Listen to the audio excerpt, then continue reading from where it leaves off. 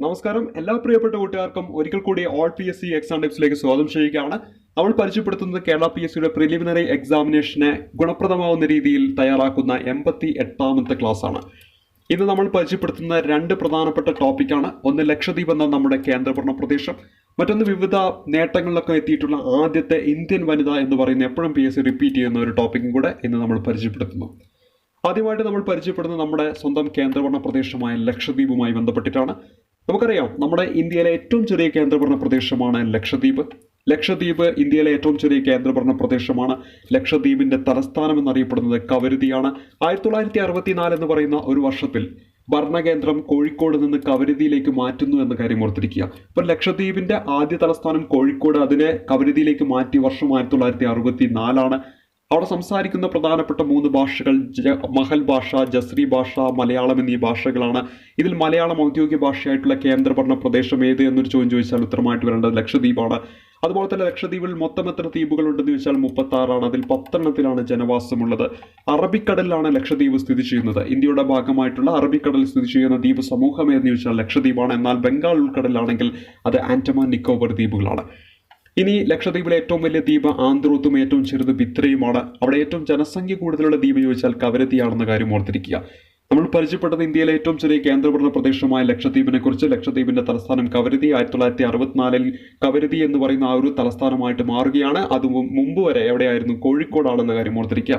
അപ്പോൾ ഭരണകേന്ദ്രം കോഴിക്കോട് നിന്ന് കവരത്തിയിലേക്ക് മാറ്റിയ വർഷം 1964. ആകെ എത്ര ദ്വീപുകൾ എന്ന് ചോദിച്ചാൽ 36. ജനവാസമുള്ളത് 10 എണ്ണമാണ്. എവിടെ സ്ഥിതി ചെയ്യുന്നു? അറബിക്കടലിൽ. അതുപോലെ തന്നെ ബംഗാൾ ഉൾക്കടലിൽ സ്ഥിതി ചെയ്യുന്ന ആൻഡമാൻ നിക്കോബർ ദ്വീപുകൾ. ഏറ്റവും വലിയ ദ്വീപ് ചോദിച്ചാൽ ആന്ത്രൂത്ത്, ചെറുത് ചോദിച്ചാൽ ബിത്ര, ജനസംഖ്യ കൂടിയത് ചോദിച്ചിട്ടുണ്ടെങ്കിൽ കവരത്തിയാണ്. മലയാളം ഔദ്യോഗിക ഭാഷയായിട്ടുള്ള കേന്ദ്രഭരണ പ്രദേശം ചോദിച്ചാൽ ഉത്തരമായിട്ട് വരേണ്ടത് നമ്മുടെ ലക്ഷദ്വീപാണ്. അവിടെ സംസാരിക്കുന്ന മറ്റ് 2 ഭാഷകളാണ് മഹലും അതുപോലെ തന്നെ ജസ്രി എന്നീ ഭാഷകൾ. ലക്ഷദ്വീപുമായി ബന്ധപ്പെട്ട് പട്ടികജാതിക്കാർ ഏറ്റവും കുറഞ്ഞ കേന്ദ്രഭരണ പ്രദേശമാണ് ലക്ഷദ്വീപ്. ലക്ഷദ്വീപിന് മറ്റൊരു പ്രത്യേകത എന്ന് പറയുന്നത് കേരളത്തിലെ ഏക മുസ്ലിം രാജവംശമായിട്ടുള്ള അറക്കൽ രാജവംശം ഭരിച്ചിരുന്ന പ്രദേശമാണ് ഈ പറയുന്ന ലക്ഷദ്വീപ് എന്ന കാര്യം കൂടി ഓർത്തിരിക്കുക. കേരളത്തിലെ ഏക മുസ്ലിം രാജവംശം ചോദിച്ചാൽ ഉത്തരമായിട്ട് വരാറുള്ളത് അറക്കൽ രാജവംശമാണ്. അവർ ഭരിച്ചിരുന്ന ഒരു പ്രദേശം കൂടിയാണ് ലക്ഷദ്വീപ് എന്ന കാര്യം ഓർക്കുക. കേരള ഹൈക്കോടതിയുടെ കീഴിലാണ് ഈ പറയുന്ന ലക്ഷദ്വീപ് വരുന്നത്. ലക്ഷദ്വീപിന്റെ അടുത്ത് സ്ഥിതി ചെയ്യപ്പെടുന്ന നമ്മുടെ ഒരു അയൽ രാജ്യമാണ് മാലിദ്വീപ്. നമുക്കറിയാം, ഇന്ത്യയുടെ ഏറ്റവും ചെറിയ അയൽ രാജ്യം ചോദിച്ചാൽ ഉത്തരമായിട്ട് വരുന്ന മാലിദ്വീപാണ്. എന്നാൽ കരതിർത്തി പങ്കിടുന്ന ഇന്ത്യയിലെ ഏറ്റവും ചെറിയ അയൽ രാജ്യം ചോദിച്ചാൽ നമുക്കറിയാം ഭൂട്ടാനാണ്. എന്നാൽ സിമ്പിളായിട്ട് ചോദിക്കുകയാണ്, ഇന്ത്യയിലെ ഏറ്റവും ചെറിയ അയൽ രാജ്യം ചോദിച്ചാൽ ഉത്തരമായിട്ട് വരേണ്ടത് മാലിദ്വീപാണ്. ഈ മാലിദ്വീപ് എന്തിന്റെ അടുത്തായിട്ടാണ്? ഈ പറയുന്ന ലക്ഷദ്വീപിന്റെ അടുത്തായിട്ടാണ് സ്ഥിതി ചെയ്യുന്നത്.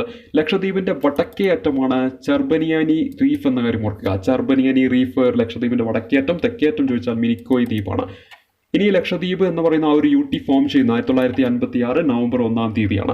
അപ്പോൾ പട്ടികജാതിക്കാർ ഏറ്റവും കുറവുള്ള കേന്ദ്രഭരണ പ്രദേശം. 2011 സെൻസസ് പ്രകാരം പട്ടികജാതിക്കാർ ഏറ്റവും കുറവുള്ള കേന്ദ്രഭരണ പ്രദേശം. അതുപോലെ തന്നെ ലക്ഷദ്വീപിൽ ഭരണം നടത്തിയിരുന്ന കേരളത്തിലൊരു രാജവംശമാണ് അറക്കൽ രാജവംശം. കേരളത്തിൽ ഭരിച്ചിരുന്ന ഏക മുസ്ലിം രാജവംശമാണ് അറക്കൽ രാജവംശം. കേരള ഹൈക്കോടതിയുടെ അധികാര പരിധിയിലാണ് ഈ പറയുന്ന ലക്ഷദ്വീപ് ഉൾക്കൊള്ളുന്നത്. ലക്ഷദ്വീപിന്റെ അടുത്ത് സ്ഥിതി ചെയ്യപ്പെടുന്ന രാജ്യമാണ് മാലിദ്വീപ്. ലക്ഷദ്വീപിന്റെ വടക്കേ അറ്റം ചെർബനീനി റീഫാണ്. അതേസമയത്ത് തെക്കേ അറ്റം ചോദിച്ചാൽ മിനിക്കോയ് ദ്വീപാണ്. അതുപോലെ തന്നെ ലക്ഷദ്വീപ് എന്ന ഒരു കേന്ദ്രഭരണ പ്രദേശം, ബ്രിട്ടീഷ് കോളനിയുടെ ഒക്കെ ഭാഗമായിരുന്ന ലക്ഷദ്വീപ് എന്ന ഒരു കേന്ദ്രഭരണ പ്രദേശം ഫോം ചെയ്യുന്നത് 1956 നവംബർ 1-നാണ്. ഇനി ആദ്യകാലത്ത് ലക്ഷദ്വീപ് അറിയപ്പെടുന്നത് ലക്കാദ്വീപ്സ് എന്ന പേരിലാണ്. 1973 നവംബർ 1-ാം തീയതി മുതലാണ് ലക്ഷദ്വീപ് എന്ന ഔദ്യോഗികമായിട്ട് അതിനൊരു നാമം ലഭിക്കുന്നു എന്ന കാര്യം കൂടി ഓർത്തിരിക്കുക. ലക്ഷദ്വീപിലെ പ്രധാനപ്പെട്ട ഒരു ടൂറിസ്റ്റ് കേന്ദ്രമാണ് പിറ്റി പക്ഷി സങ്കേതം. പിറ്റി പക്ഷി സങ്കേതം എവിടെയാണെന്ന് എപ്പോഴും ചോദിക്കുന്നതാണ്. ലക്ഷദ്വീപിലാണ്. ലക്ഷദ്വീപിലെവിടെയാണ്? കവരത്തിയിലാണ്. ലക്ഷദ്വീപിലെ കവരത്തിയിലാണ് പിറ്റി പക്ഷി സങ്കേതം സ്ഥിതി ചെയ്യപ്പെടുന്ന കാര്യം ഓർക്കുക. അവിടുത്തെ പ്രധാനപ്പെട്ട കാർഷിക വിള നാളികേരവും. വ്യവസായം ചോദിച്ചിട്ടുണ്ടെങ്കിൽ മത്സ്യബന്ധനവുമാണ്. സാക്ഷരത ഏറ്റവും കൂടുതലുള്ള കേന്ദ്രഭരണ പ്രദേശം ചോദിച്ചാൽ ലക്ഷദ്വീപാണ്. റിപ്പീറ്റ് ചെയ്യുന്നൊരു ചോദ്യമാണ്. സാക്ഷരത ഏറ്റവും കൂടുതലുള്ള സംസ്ഥാനം ചോദിച്ചാൽ നമ്മുടെ കേരളമാണ്. എന്നാൽ കേന്ദ്രഭരണ പ്രദേശം ചോദിച്ചാൽ നമ്മുടെ ലക്ഷദ്വീപാണ്. ഇനി ഈ പറയുന്ന ലക്ഷദ്വീപിലെ ഒരു ദ്വീപാണ് മിനിക്കോയ് ദ്വീപ്. അതുപോലെ തന്നെ ലക്ഷദ്വീപിലെ മറ്റ് എല്ലാ ദ്വീപുകളെയും ഈ പറയുന്ന മിനിക്കോയ് ദ്വീപും ലക്ഷദ്വീപിലെ മറ്റെല്ലാ ദ്വീപുകളെയും തമ്മിൽ വേർതിരിക്കുന്നത് 9 ഡിഗ്രി ചാനലാണെന്ന കാര്യം ഓർക്കുക. മിനിക്കോയ് ദ്വീപിനെ ലക്ഷദ്വീപിലെ മറ്റ് ദ്വീപുകളുമായിട്ട് വേർതിരിക്കുന്ന ഏതാണ്? 9 ഡിഗ്രി ചാനലാണെന്ന കാര്യം കൂടി ഒന്ന് ഓർത്തിരിക്കുക. അപ്പോൾ ലക്ഷദ്വീപിന്റെ ആദ്യകാലത്ത് ലക്കാദ്വീപ്സ് എന്ന പേരിൽ അറിയപ്പെട്ടിരുന്നു. അതുപോലെ തന്നെ ലക്ഷദ്വീപ് എന്ന ആ ഒരു ഔദ്യോഗിക നാമം 1973 നവംബർ 1-നാണ് ലഭിക്കുന്നത്. അവിടുത്തെ പ്രധാനപ്പെട്ട ഒരു പക്ഷി സങ്കേതം നമ്മൾ പരിചയപ്പെട്ടു, പിറ്റി പക്ഷി സങ്കേതമാണ്. പ്രധാനപ്പെട്ട കാർഷിക വിള നമ്മൾ പരിചയപ്പെട്ടു, നാളികേരമാണ്. പ്രധാനപ്പെട്ട വ്യവസായം മത്സ്യബന്ധനമാണ്. സാക്ഷരത ഏറ്റവും കൂടുതലുള്ള കേന്ദ്രഭരണ പ്രദേശമാണ് ലക്ഷദ്വീപ്. ലക്ഷദ്വീപിലെ ഒരു ദ്വീപായിട്ടുള്ള മിനിക്കോയ് ദ്വീപും ആ മിനിക്കോയ് ദ്വീപിനെ മറ്റ് ദ്വീപുകളും ഒക്കെ ആയിട്ട് വേർതിരിക്കുന്ന ഒരു ചാനലാണ് 9 ഡിഗ്രി ചാനൽ എന്ന കാര്യം കൂടി ഓർത്തിരിക്കുക. അപ്പോൾ ഇത്രയും കാര്യങ്ങളാണ് ലക്ഷദ്വീപുമായി ബന്ധപ്പെട്ട് അറിഞ്ഞിരിക്കേണ്ടത്. പ്രധാനമായിട്ടും PSCയിലൊക്കെ ചോദിച്ചു കാണാറുള്ള പ്രധാനപ്പെട്ട ഫാക്റ്റുകൾ ഇത്രയുമാണ്. ഇനി നമ്മൾ അടുത്തായിട്ട് പരിചയപ്പെടാൻ പോകുന്നത് ആദ്യത്തെ ഇന്ത്യൻ വനിത എന്ന് പറയുന്ന വളരെ പ്രധാനപ്പെട്ട ഒരു ടോപ്പിക്കാണ്. അതിൽ തന്നെ ആദ്യമായിട്ട് നമ്മൾ ചർച്ച ചെയ്യുന്നത് പ്രതിഭ പാട്ടീൽ. പ്രതിഭ പാട്ടീലാണ് ഇന്ത്യയിലെ ആദ്യത്തെ രാഷ്ട്രപതി, അതായത് വനിതയായിട്ടുള്ള ആദ്യത്തെ രാഷ്ട്രപതി ആരെന്ന് വെച്ചാൽ ഉത്തരമായിട്ട് വരേണ്ടത് പ്രതിഭ പാട്ടീലാണ്. ഇന്ത്യയുടെ ആദ്യത്തെ രാഷ്ട്രപതി നമുക്കറിയാം രാജേന്ദ്ര പ്രസാദ് ആണ്. എന്നാൽ വനിത ആദ്യമായിട്ട് ഒരു ഇന്ത്യൻ വനിത രാഷ്ട്രപതി പദവിയിലേക്ക് എത്തുന്ന ആരെന്ന് വെച്ചാൽ ഉത്തരമായിട്ട് വരേണ്ടത് പ്രതിഭ പാട്ടീലാണ്. ഇനി ആദ്യമായിട്ട് ഒരു ഇന്ത്യൻ വനിത പ്രധാനമന്ത്രിയാകുന്നത് ഇന്ദിരാഗാന്ധിയിലൂടെയാണെന്ന കാര്യം ഓർക്കണം. ആദ്യമായിട്ട് ഒരു ഇന്ത്യൻ വനിത ഗവർണർ പദവിയിലെത്തുന്നത് സരോജിനി നായിഡുവിലൂടെയാണ്. ആദ്യമായിട്ട് ഒരു വനിതാ മുഖ്യമന്ത്രി ഇന്ത്യയിൽ ആരെന്ന് വെച്ചാൽ ഉത്തരമായിട്ട് വരുന്നത് സുജേത കൃപലാനിയാണ്. ഓർത്തിരിക്കുക, ഒരുമിച്ച് പഠിച്ചേക്കുക. ഇന്ത്യയിലെ ആദ്യത്തെ വനിതാ പ്രസിഡന്റ് പ്രതിഭ പാട്ടീൽ, വനിതാ പ്രധാനമന്ത്രി ഇന്ദിരാഗാന്ധി, വനിതാ ഗവർണർ സരോജിനി നായിഡു, വനിതാ മുഖ്യമന്ത്രി സുജേത കൃപലാനിയാണെന്ന കാര്യം ഓർത്തിരിക്കുക. INCയിൽ ആദ്യമായിട്ട് ഒരു പ്രസിഡന്റ് പദവിയിൽ എത്തുന്ന വനിത ആനി ബസന്റ് ആണ്. എന്നാൽ ആദ്യമായിട്ട് ഒരു ഇന്ത്യൻ വനിത പ്രസിഡന്റ് പദവിയിലേക്ക് എത്തുന്നത് സരോജിനി നായിഡുവിലൂടെയാണെന്ന കാര്യം ഓർക്കുക. ഇന്ത്യൻ നാഷണൽ കോൺഗ്രസിന്റെ പ്രസിഡന്റ് പദവിയിലെത്തിയ ആദ്യത്തെ ഇന്ത്യൻ വനിത സരോജിനി നായിഡു. ആദ്യമായിട്ട് ഇന്ത്യൻ നാഷണൽ കോൺഗ്രസിന്റെ പ്രസിഡന്റ് പദവിയിലെത്തിയ വനിതയാണ് ചോദിക്കുന്നതെങ്കിൽ ആനി ബസന്റ് ആണ്. ഇനി വിജയലക്ഷ്മി പണ്ഡിത് എന്ന് പറയുന്ന ഉത്തരം കിട്ടുന്ന ആദ്യത്തെ ഇന്ത്യൻ വനിത എന്ന രീതിയിൽ ആ ഒരു ഭാഗവുമായി ബന്ധപ്പെടുത്തിയിട്ട് 3 ചോദ്യങ്ങളാണുള്ളത്. അതായത് ഒരു അംബാസിഡർ പദവിയിലേക്ക് എത്തുന്ന ആദ്യത്തെ ഇന്ത്യൻ വനിതയായിരുന്നു, യുണൈറ്റഡ് നാഷൻ ജനറൽ അസംബ്ലിയുടെ പ്രസിഡന്റ് ആയിരുന്ന ആദ്യത്തെ ഇന്ത്യൻ വനിതയായിരുന്നു, ആദ്യമായിട്ട് ഒരു മന്ത്രി പദവിയിലെത്തിയ ആദ്യത്തെ ഇന്ത്യൻ വനിതയായിരുന്ന ഈ 3 ചോദ്യങ്ങളുടെയും ഉത്തരം ഒന്നാണ് വിജയലക്ഷ്മി പണ്ഡിതാണ്. അപ്പോൾ ആദ്യമായിട്ട് അംബാസിഡർ പദവിയിലെത്തിയ ഇന്ത്യൻ വനിത വിജയലക്ഷ്മി പണ്ഡിതാണ് ഉത്തരം.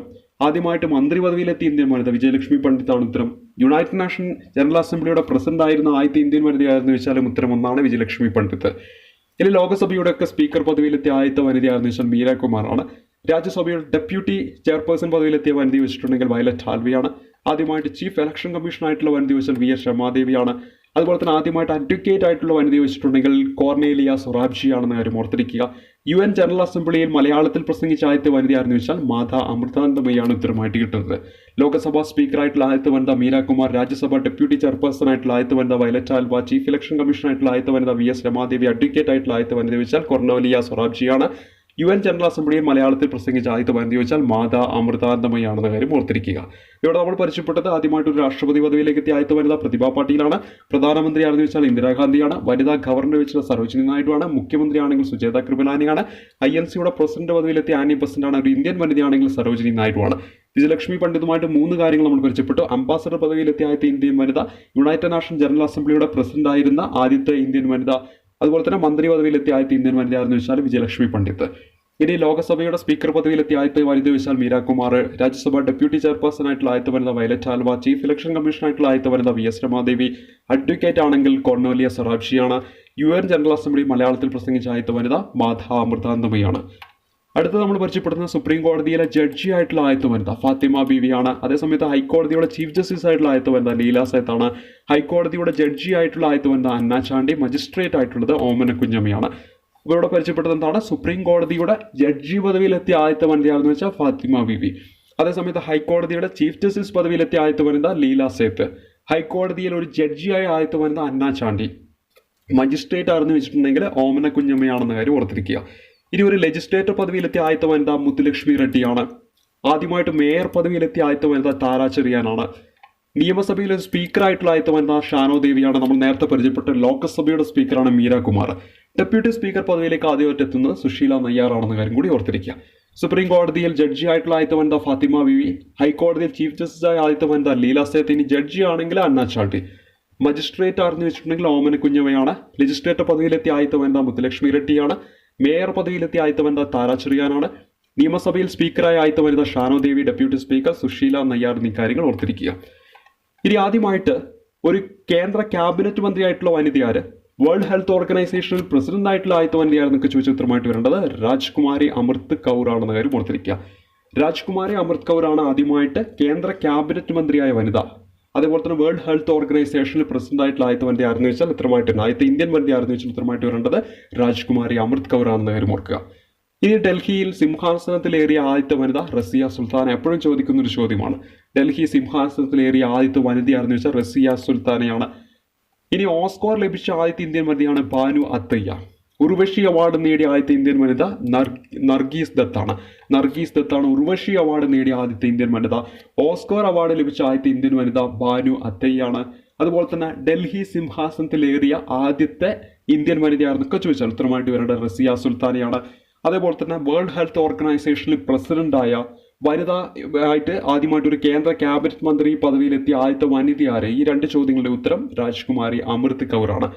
ഇനി മറ്റൊന്നാണ്, ആസൂത്രണ കമ്മീഷനിൽ അംഗമായിട്ടുള്ള ആദ്യത്തെ വനിതയാണ് ദുർഗാബായി ദേശ്മുഖ്. ദുർഗാബായി ദേശ്മുഖാണ് ആസൂത്രണ കമ്മീഷനിൽ അംഗമായ ആദ്യത്തെ വനിത എന്ന കാര്യം ഓർത്തിരിക്കുക. അപ്പോൾ ഇവിടെ പരിചയപ്പെട്ടത് വനിതാ കേന്ദ്ര ക്യാബിനറ്റ് മന്ത്രി, ആദ്യമായിട്ട് ഒരു ഇന്ത്യൻ വനിത കേന്ദ്ര ക്യാബിനറ്റ് മിനിസ്റ്റർ ആകുന്ന ആരെന്ന് ചോദിച്ചാൽ രാജ്കുമാരി അമൃത് കൗറാണ്. വേൾഡ് ഹെൽത്ത് ഓർഗനൈസേഷനിൽ പ്രസിഡന്റായ ആദ്യത്തെ ഇന്ത്യൻ വനിത രാജ്കുമാരി അമൃത് കൗർ തന്നെയാണ്. ഡൽഹി സിംഹാസനത്തിലെത്തിയ ആദ്യത്തെ ഇന്ത്യൻ വനിത ആരെന്ന് ചോദിച്ചാൽ ഉത്തരമായിട്ട് വേണ്ട റസിയ സുൽത്താനയാണ്. ഓസ്കാർ ലഭിച്ച ആദ്യത്തെ ഇന്ത്യൻ വനിത ഭാനു അത്തയ്യ. ഉർവശി അവാർഡാണെങ്കിൽ നർഗീസ് ദത്താണ്. ആസൂത്രണ കമ്മീഷൻ അംഗമായത് ആരെന്ന് ചോദിച്ചാൽ ദുർഗാബായി ദേശ്മുഖാണ്. ഇനി ലോക സുന്ദരി പട്ടം, വിശ്വസുന്ദരി പട്ടം, മിസ് എർത്ത് പട്ടം ഇതൊക്കെ നേടിയ ആദ്യത്തെ വനിതകൾ, ഇന്ത്യൻ വനിതകൾ ആരെന്ന് വെച്ചിട്ടുണ്ടെങ്കിൽ ലോക സുന്ദരി പട്ടമാണെങ്കിൽ Reetha Faria, വിശ്വസുന്ദരി പട്ടമാണെങ്കിൽ Sushmita Sen, miss earth ആണെങ്കിൽ നിക്കോൾ ഫാരിയാണെന്ന് കാര്യം ഓർത്തിരിക്കുക. ലോക സുന്ദരി പട്ടം നേടിയ ആദ്യത്തെ ഇന്ത്യൻ വനിത റീത്ത ഫാരിയ, വിശ്വസുന്ദരി പട്ടം നേടിയ ആദ്യത്തെ ഇന്ത്യൻ വനിത സുസ്മിത സെൻ, മിസ് എർത്ത് പട്ടം നേടിയ ആദ്യത്തെ ഇന്ത്യൻ വനിത നിക്കോൾ ഫാരിയാണെന്ന കാര്യം ഓർക്കുക. അപ്പോൾ ഇനി നമ്മൾ അടുത്തതായിട്ട് പരിചയപ്പെടാൻ പോകുന്നത് ബുക്കർ സമ്മാനം നേടിയ ആദ്യത്തെ ഇന്ത്യൻ വനിതയാണ് അരുന്ധതി റോയ്. അരുന്ധതി റോയ് ആണ് ആദ്യമായിട്ട് ബുക്കർ സമ്മാനം നേടിയ ഇന്ത്യൻ വനിത എന്ന കാര്യം ഓർത്തിരിക്കുക. നമുക്കറിയാം അവരുടെ കൃതിയൊക്കെ നമുക്കറിയാം. The God of small things എന്ന് പറയുന്ന ആ ഒരു കൃതിക്കാണ് അവർക്ക് എന്ത് കിട്ടുന്നത്? കോട്ടയത്തിലെ അയമനം എന്ന് പറയുന്ന ആ ഒരു ഗ്രാമത്തെ കേന്ദ്രീകരിച്ചുകൊണ്ട് അവർ എഴുതിയ കൃതിയാണ് the God of small things എന്ന് പറയുന്നത്. ആ കൃതിയിൽ പ്രതിപാദിക്കുന്ന ഒരു രാഷ്ട്രീയ നേതാവുണ്ട്, അദ്ദേഹത്തിന്റെ പേരാണ് EMS എന്ന കാര്യം കൂടി ഓർത്തിരിക്കുക. അപ്പോൾ ഈ ഒരു കൃതിക്കാണ് ബുക്കർ സമ്മാനം ലഭിക്കുന്നത്. അപ്പോൾ അരുന്ധതി റോയ്ക്ക് ബുക്കർ സമ്മാനം നേടിക്കൊടുത്ത കൃതിയാണ് the God of small things എന്ന് പറയുന്ന കൃതി. അതിൽ പശ്ചാത്തലമായിട്ടുള്ള കോട്ടയം ജില്ലയിലെ അയമനം എന്ന് പറയുന്ന ഗ്രാമം ഓർത്തിരിക്കണം. അതിൽ പറഞ്ഞിരിക്കുന്ന ഒരു നേതാവാണ് EMS എന്ന കാര്യം ഓർത്തിരിക്കുക. അപ്പോൾ ആദ്യമായിട്ട് ബുക്കർ സമ്മാനം നേടിയ ആർക്കാണ്? ഇന്ത്യയിൽ നിന്ന് ഒരു വനിതയ്ക്ക് ആദ്യമായിട്ട് ബുക്കർ സമ്മാനം ലഭിക്കുന്നത് അരുന്ധതി റോയ്ക്കാണ്. സാഹിത്യ അക്കാദമി അവാർഡ് ആദ്യമായിട്ട് നേടിയ വനിത അമൃത പ്രീതമാണെന്ന കാര്യം ഓർത്തിരിക്കുക. ജ്ഞാനപീഠം നേടിയ ആദ്യത്തെ വനിത ആശാപൂർണ ദേവിയാണ്. ആശാപൂർണ ദേവിക്കാണ് ജ്ഞാനപീഠം ആദ്യമായിട്ട് ലഭിക്കുന്ന വനിത. പുലിസ്റ്റർ സമ്മാനം ആദ്യമായിട്ട് ലഭിക്കുന്ന ഇന്ത്യൻ വനിത ഉത്തരമായിട്ട് വരുന്നത് ജുംബ ലാഹിരിയാണ്. ഇപ്പോൾ ഇവിടെ ഓർത്തിരിക്കുക, ബുക്കർ സമ്മാനം നേടിയ ആദ്യത്തെ ഇന്ത്യൻ വനിത അരുന്ധതി റോയാണ്. സാഹിത്യ അക്കാദമി അവാർഡ് നേടിയ ആദ്യത്തെ ഇന്ത്യൻ വനിത അമൃത പ്രീതമാണ്. ജ്ഞാനപീഠ പുരസ്കാരം ആദ്യമായിട്ട് നേടിയ ആദ്യത്തെ ഇന്ത്യൻ വനിത ചോദിച്ചാൽ ആശാപൂർണ ദേവിയാണ്. പുലിസ്റ്റർ സമ്മാനം നേടിയ ആദ്യത്തെ ഇന്ത്യൻ വനിത ചോദിച്ചാൽ ജുംബ ലാഹിരിയാണ്. ഭാരതരത്ന പുരസ്കാരം ആദ്യമായിട്ട് നേടിയ ഇന്ത്യൻ വനിത ചോദിച്ചിട്ടുണ്ടെങ്കിൽ ഇന്ദിരാഗാന്ധിയാണ്. ഇവിടെ തന്നെ നോബൽ സമ്മാനം ആദ്യമായിട്ട് ലഭിച്ച ഇന്ത്യ ആരെന്ന് ചോദിച്ചിട്ടുണ്ടെങ്കിൽ മദർ തെരേസയാണെന്ന കാര്യം ഓർത്തിരിക്കുക. രണ്ടാമത് ഭാരതരത്ന പുരസ്കാരം ലഭിക്കുന്ന ഇന്ത്യൻ വനിത ചോദിച്ചാൽ ഉത്തരമായിട്ട് വരേണ്ടത് മദർ തെരേസയാണ്. അപ്പോൾ ഇവിടെ ഓർത്തിരിക്കേണ്ടത് എന്താണ്? നോബൽ സമ്മാനം ആദ്യമായിട്ട് ഒരു ഇന്ത്യൻ വനിതയ്ക്ക് ലഭിക്കുന്നത് മദർ തെരേസയിലൂടെയാണെന്ന കാര്യം ഓർത്തിരിക്കണം. അതേ സമയത്ത് ഭാരതരത്നം രണ്ടാമതായിട്ട് ലഭിക്കുന്ന ആർക്കാണ്? മദർ തെരേസയ്ക്കാണ്. ഭാരതരത്നം നേടിയ ആദ്യത്തെ ഇന്ത്യൻ വനിത ചോദിച്ചാൽ ഇന്ദിരാഗാന്ധി, രണ്ടാമത് മദർ തെരേസ. അതേപോലെ തന്നെ നോബൽ സമ്മാനം ആദ്യമായിട്ട് ലഭിക്കുന്ന ഇന്ത്യൻ വനിത ആരാണ്? മദർ തെരേസയാണ്. ഏഷ്യാഡ് സ്വർണം നേടിയ ആദ്യത്തെ ഇന്ത്യൻ വനിത വെച്ചിട്ടുണ്ടെങ്കിൽ കമൽജിത്ത് സന്ധു ആണ്. ഒളിമ്പിക്സിൽ മെഡൽ നേടിയ ആദ്യത്തെ ഇന്ത്യൻ വനിത എപ്പോഴും ചോദിക്കുന്നതാണ് കർണം മലേശ്വരിയാണ്. ഇംഗ്ലീഷ് ചാനൽ നീന്തി കടന്ന ആദ്യത്തെ ഇന്ത്യൻ വനിത വെച്ചാൽ ആരതി സാഹിയാണ്. അതുപോലെ തന്നെ ജിബ്രാൾട്ടർ കടലെടുക്ക് നീന്തി കടന്ന ആദ്യത്തെ ഇന്ത്യൻ വനിത ആരതി പ്രധാനാണെന്ന കാര്യം ഓർത്തിരിക്കുക. ആരതി സാഹ എന്നാണ് ഇംഗ്ലീഷ് ചാനൽ നീന്തി കടന്ന ആദ്യത്തെ ഇന്ത്യൻ വനിതയാണ്. അതേസമയത്ത് ജിബ്രാൾട്ടർ കടലെടുക്ക് നീന്തി കടന്ന ആദ്യത്തെ ഇന്ത്യൻ വനിത ചോദിച്ചാൽ ആരതി പ്രധാനാണ്. എവറസ്റ്റ് കീഴടക്കിയ ആദ്യത്തെ വനിതയാണ് ബചേന്ദ്രി പാൾ എന്ന കാര്യം ഓർക്കുക. എവറസ്റ്റ് കീഴടക്കിയ ആദ്യത്തെ വനിത ആരാണ്? ബചേന്ദ്രി പാൾ ആണ്. ഇന്ത്യൻ വ്യോമസേനയിൽ അംഗമായിട്ടുള്ള ആദ്യത്തെ വനിത ആരെന്ന് വെച്ചിട്ടുണ്ടെങ്കിൽ ഹരിത കൗർ ഡിയോൾ ആണ്. ഇന്ത്യൻ വ്യോമസേനയിലെ അംഗമായ ആദ്യത്തെ ഇന്ത്യൻ വനിത ആരാണ്? ഹരിത കൗർ ഡിയോൾ ആണെന്ന കാര്യം ഓർത്തിരിക്കുക. ഹരിത കൗർ ഡിയോൾ ആണ് ഇന്ത്യൻ വ്യോമസേനയിൽ അംഗമായ ആദ്യത്തെ വനിത. അതുപോലെ തന്നെ ആദ്യ വനിതാ പൈലറ്റ് ചോദിച്ചാൽ പ്രേം മാത്തൂർ ആണ്. പ്രേം മാത്തൂർ ആണ് ആദ്യത്തെ വനിതാ പൈലറ്റ്. ചെസ് ഗ്രാൻഡ് മാസ്റ്റർ പദവി നേടിയ ആദ്യത്തെ ഇന്ത്യൻ വനിത വിജയലക്ഷ്മിയാണ്. ഡബിൾ സെഞ്ചുറി നേടിയ ക്രിക്കറ്റിൽ ഡബിൾ സെഞ്ചുറി നേടിയ ആദ്യത്തെ ഇന്ത്യൻ വനിത ചോദിച്ചാൽ മിഥാലി രാജ് ആണെന്ന കാര്യം കൂടി ഓർത്തിരിക്കുക. ഇവിടെ പരിചയപ്പെട്ടത് ബുക്കർ സമ്മാനം നേടിയ ആദ്യത്തെ ഇന്ത്യൻ വനിത അരുന്ധതി റോയ്. സാഹിത്യ അക്കാദമി അവാർഡ് നേടിയ ആദ്യത്തെ ഇന്ത്യൻ വനിത അമൃത പ്രീതം. അതുപോലെ തന്നെ ജ്ഞാനപീഠം നേടിയ ആദ്യത്തെ ഇന്ത്യൻ വനിത ചോദിച്ചാൽ ആശാപൂർണ ദേവി. പുലിസ്റ്റർ സമ്മാനം നേടിയ ആദ്യത്തെ ഇന്ത്യൻ വനിത ജുംബ ലാഹിരി. ഭാരതരത്ന നേടിയ ആദ്യത്തെ ഇന്ത്യൻ വനിത ഇന്ദിരാഗാന്ധി. നോബൽ സമ്മാനം നേടിയ ആദ്യത്തെ ഇന്ത്യൻ വനിത നമ്മുടെ മദർ തെരേസയാണ്. രണ്ടാമത് ഭാരതരത്നം നേടിയത് ആരാണ്? മദർ തെരേസയാണ്. ഏഷ്യാഡ് സ്വർണം നേടിയ ആദ്യത്തെ ഇന്ത്യൻ വനിത കമൽജിത്ത് സന്ധു. ഒളിമ്പിക് മെഡൽ നേടിയ ആദ്യത്തെ ഇന്ത്യൻ വനിത കർണം മലേശ്വരി. ഇംഗ്ലീഷ് ചാനൽ നീന്തിക്കടന്ന ആദ്യത്തെ ഇന്ത്യൻ വനിത ആരതി സാഹയാണെന്ന കാര്യം ഓർത്തിരിക്കുക. ജിബ്രാൾട്ടർ കടലെടുക്ക് നീന്തി കടന്ന ആദ്യത്തെ ഇന്ത്യൻ വനിത ആരതി പ്രധാനാണ്. എവറസ്റ്റ് കീഴടക്കിയ ആദ്യത്തെ ഇന്ത്യൻ വനിത ബചേന്ദ്രി പാൽ ആണെന്ന കാര്യം ഓർക്കുക. ഇന്ത്യൻ വ്യോമസേനയിൽ അംഗമായ ആദ്യത്തെ ഇന്ത്യൻ വനിത ഹരിത കൗർ ഡിയോൾ ആണ്. അതേസമയത്ത് വനിതാ പൈലറ്റ് പദവിയിലേക്കൊക്കെ ആദ്യമായിട്ട് എത്തുന്ന ഇന്ത്യൻ വനിത പ്രേം മാത്തൂർ ആണെന്ന കാര്യം ഓർത്തിരിക്കുക.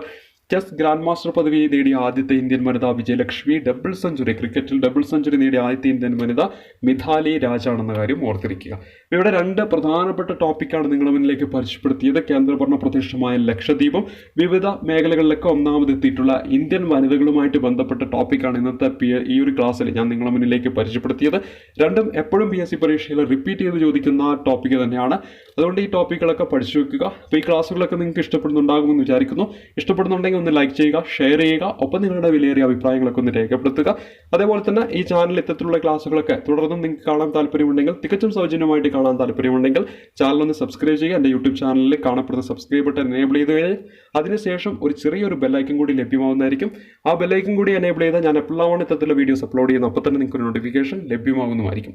അപ്പോൾ നാളെ നമുക്കറിയാം UP എക്സാം നടക്കാൻ പോവുകയാണ്. ആ ഒരു എക്സാം എഴുതാൻ പോകുന്ന എല്ലാവർക്കും ഹൃദയം നിറഞ്ഞ വിജയാശംസകൾ നൽകിക്കൊണ്ട് ഇന്നത്തെ ക്ലാസ് ഇവിടെ വെച്ച് അവസാനിപ്പിക്കുകയാണ്. അപ്പോൾ നല്ല രീതിയിൽ എക്സാം ഒക്കെ എഴുതുക, ടെൻഷനൊന്നും ഇല്ലാതെ. എല്ലാം നിങ്ങൾ പഠിച്ച കാര്യങ്ങൾ തന്നെയാണ്, അതൊക്കെ തന്നെയാണ് വരിക എന്ന ഒരു വിശ്വാസത്തോടെ ടെൻഷനൊന്നും ഇല്ലാതെ നല്ല രീതിയിൽ പ്രാർത്ഥിച്ചുകൊണ്ട് നാളെ എക്സാം എഴുതുക. നല്ലൊരു ഉയർന്ന നിലയിൽ എത്തട്ടെ എന്ന് ആശംസിച്ചുകൊണ്ട് ഈ ഒരു ക്ലാസ് അവസാനിപ്പിക്കുന്നു. താങ്ക്